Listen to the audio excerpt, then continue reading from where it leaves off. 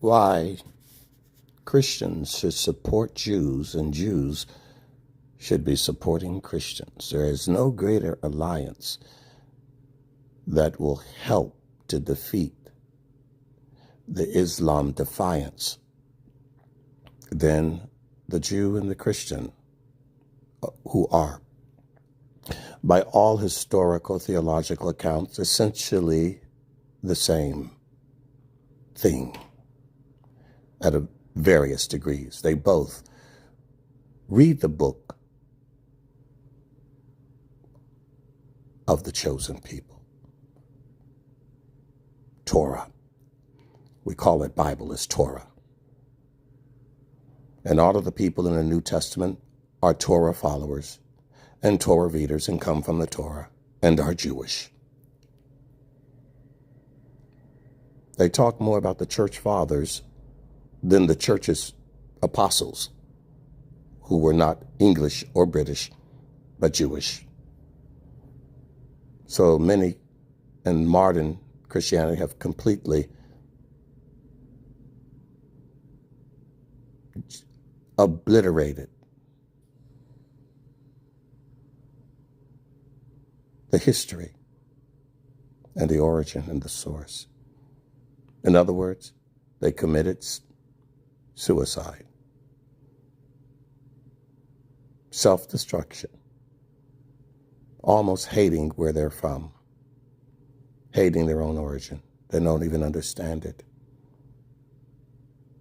I'm amazed at how I talk to so many intelligent business people and academics and intellectuals and scientists and all kinds of people who want to claim some level of intelligence. And yet I can talk about just a basic, fundamental, universally acceptable origin of the book.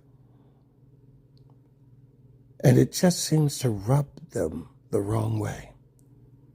I haven't come up with any new idea, by the way. Just talking about an idea that has stood the test of time longer than the 250 years America has been on the world stage.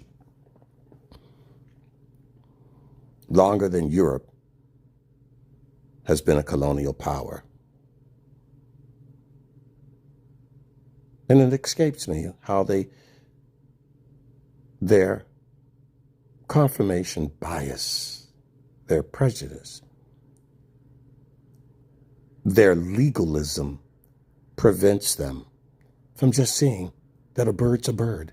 In fact, many Christians are no different than the LGBTQ community. They are so convinced of their new pronouns and their prejudice and their truth, her truth, his truth, except the truth, that they can't even hear the truth. And when they hear the truth, it goes under such an examination. Yeah, wow, I just can't accept that yet. I must thoroughly research. But they've never researched thoroughly the lies and the lingo and the language of their religious cults that they've been a part of. Because like Muslims, the preacher had just said something with some Christian author and they just follow it and accept it. They don't really know anything about the Hadith or the Quran, the Muslims, and Christians really have no idea what they're reading when they're reading the Bible. And they don't care because, why? The mob all says the same thing and they just, well, everybody else is doing it, I'll just do it, and everybody uses this word and I'll use it.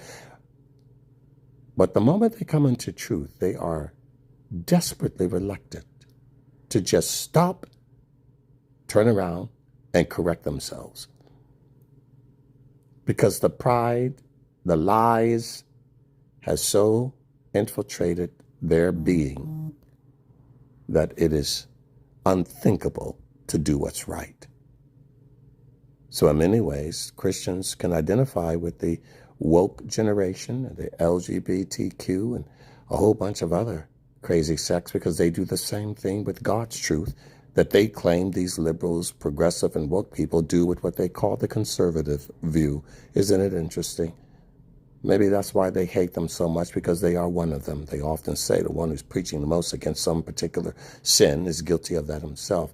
And no doubt this fascination that most conservative media has with what the left are doing is really mirroring themselves, to be honest, because I see it. I worked in the Republican Conservative Party.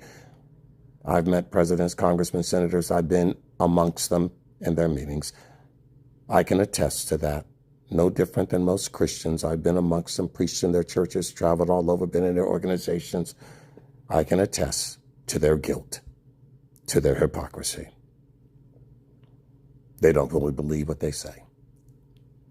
And they're more guilty than the ones that they're accusing of their guilt, because they just don't open their eyes any more than the ones that they're accused, whose eyes are closed. Though they're woke, they're really broke. Though they claim to see, they're blind. Though they say they're walking, they are zombies walking.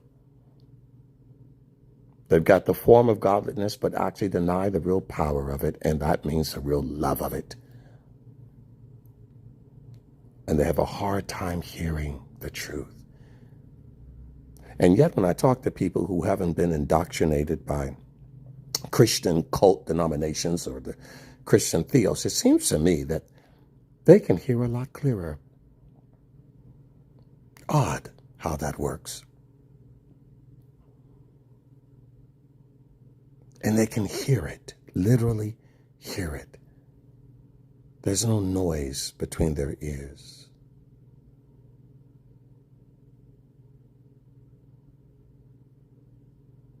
How sad. Wouldn't it be so much easier to just humble yourself and submit? But you can't let go of the pride of what you know.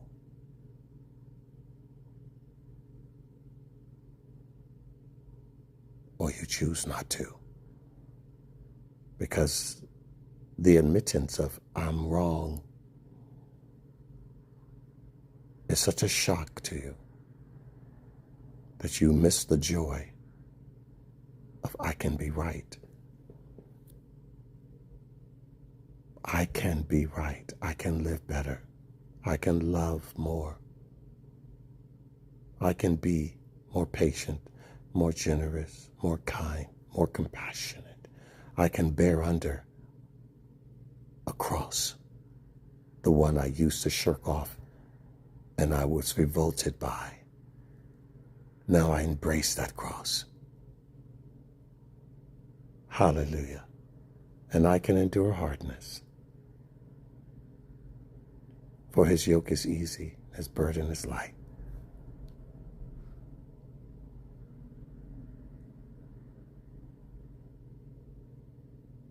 It is a difficult time you live in, but you Christians and Jews should be good friends. You share the faith, not in Allah, but in Adonai.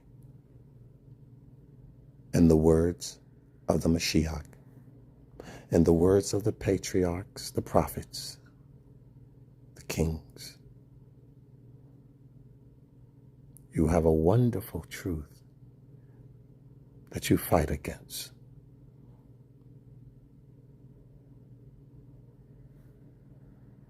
Why? When you could work together and grow together, iron sharpening iron, helping each other become better.